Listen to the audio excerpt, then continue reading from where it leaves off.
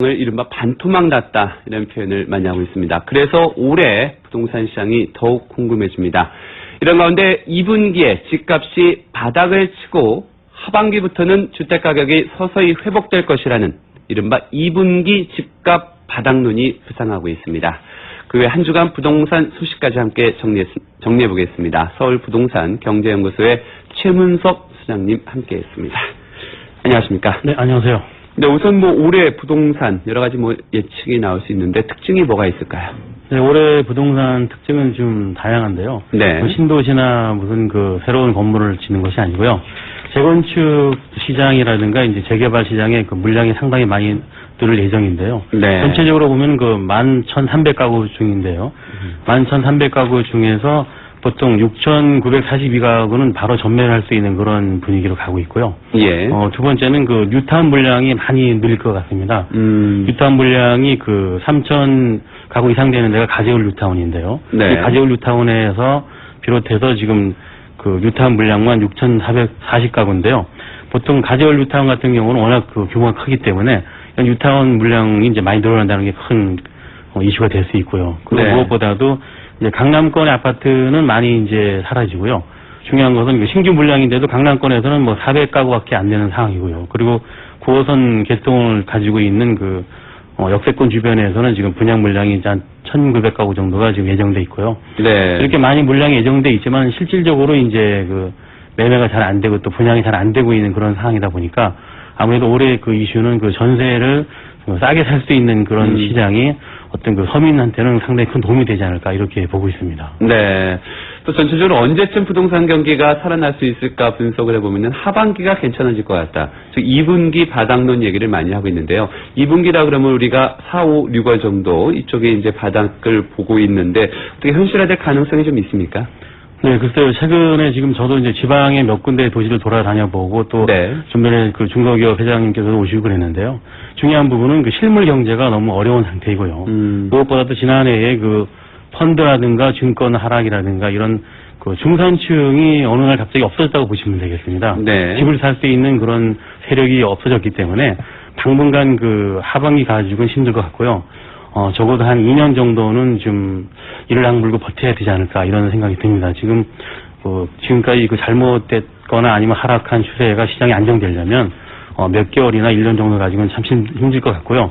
적어도 20개월 가까이 버텨줘야만 시장이 활성화되지 않을까 이렇게 생각하고 있습니다. 네, 우리가 또 그리고 지역별로 좀 궁금한 게 있는데 성북구 기름 뉴타운 얘기가 좀 많이 나오고 있습니다. 근데 이 지역이 2015년까지 더 가구 수가 늘어난다고 하는데 좀 내용을 설명해 주시죠. 네, 서울에서는 아무래도 재개발 지분이라든가 아니면 재건축 시장에 관심이 많은데요. 네. 성북구 기름동 같은 경우는 그동안 재개발 시장으로서 상당히 발전을 많이 한 곳입니다. 여러 가지 어려움 속에서도 재개발이 성공한 사례도 많이 있고요. 그리고 기존 시장이 지금 많이 늘어가고 있는데, 현재 성북구 같은 경우는 미아동 일대가 뉴타운이 30만 제곱미터가 더 늘어났는데요.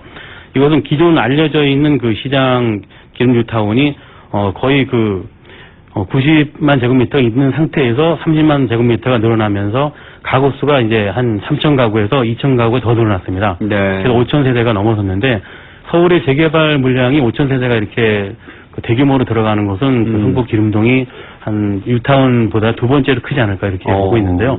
근데 강북에서는 상당히 좋은 뉴스고 또 실업자난을 해결하기 위하거나 아니면 부동산 중에서는 건설 시장이 살아남아야 되기 때문에 그나마 재개발 시장이 조금 움직인다는 것이 약간 희망적이긴 합니다. 분양도 걱정되는데 요즘에 많이 이렇게 짓게 되면은 과연 다 분양될 수 있을까 걱정이 많이 나오는데 가능할까요? 분양은 글쎄 워낙 지금 아파트 값이 많이 빠져가지고 네. 실질적으로 올해도 서울 시내 분양하는 것이 3만 가구 이상 되는데요. 그 중에서 반 정도가 재개발 재건축 물량인데요. 네. 사실 재개발 재건축 물량도 많이 있고 분양 물량이 많이 있지만은 대체적으로 보면은 미분양이 되게 되면 결과적으로는 누구나 집을 살 수 있는 기회가 되기 때문에 네. 아마 아파트 값이 더 하락되지 않는다면 분양이 가능하겠지만 예. 아파트 값이 또 하락하게 되면 분양하는 데는 어려움이 많을 것으로 보고 있습니다. 예. 또 그리고 최근에 이제 전세 시장의 가격이 좀 하락세를 보이고 있는데 특히 신도시, 분당, 중동 이쪽에 전세값이 많이 하락하고 있다고요. 전세값은 서민들한테는 참 좋은 얘기죠. 집을 네. 가지고 있지 않은 분한테는 사실 전세를 오랜만에 좀 편하게 살 수 있는 계기가 되는데요. 대체적으로 그렇게 많이 내린 것은 아니고요. 아하. 평균적으로 5%에서 약 10% 하락했는데요. 네. 비율로 따지자면 뭐 0.23%, 0.7% 그런데요. 대체적으로 우리가 피부에 와 닿는 것은 10% 정도는 하락했다고 보시면 되고요. 네. 더 중요한 것은 이제 판교 같은 경우에는 이제 예. 아파트가 입주가 얼마 안 됐는데 그동안 이제 분당 같은 부분에 전세값이 비싸다 보니까 예. 분당 전세값을 빼서 판교로 이사가는 그런 경우도 있고요. 분당에서 빼서 판교로. 예. 그리고 또 중동 신도시 같은 경우도 주변에 있는 그 전세값이 비싸다 보니까 새로 신규 아파트가 많이 늘어나면서 기존 그 전세 세입자들이 신규 아파트로 옮겨가는 네. 그런 갈아타기 모양새가 결국은 그 전세 시장을 마비시키는 건데 사실은 그 전세 시장이 내렸다고 해서 집주인이 예. 돈을 빼주거나 그렇게는 하지 않습니다. 예. 그렇기 때문에 기존 신도시 위주로 이제 전세값이 하락했는데요.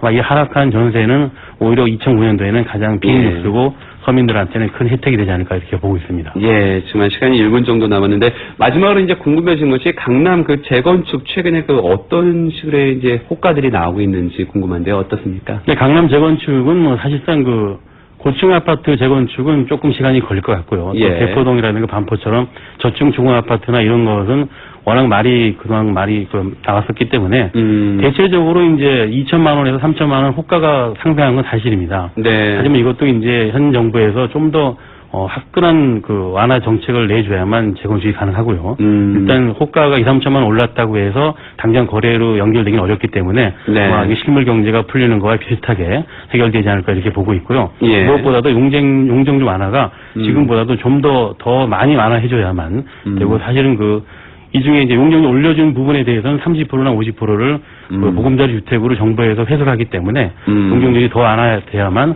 본격적으로 움직이지 않을까 이렇게 보고 있습니다. 네, 그야말로 조금 꿈틀거리고는 있는데 아직까지는 좀 더 두고 봐야 될 것 같겠습니다. 네, 오늘 말씀 고맙습니다.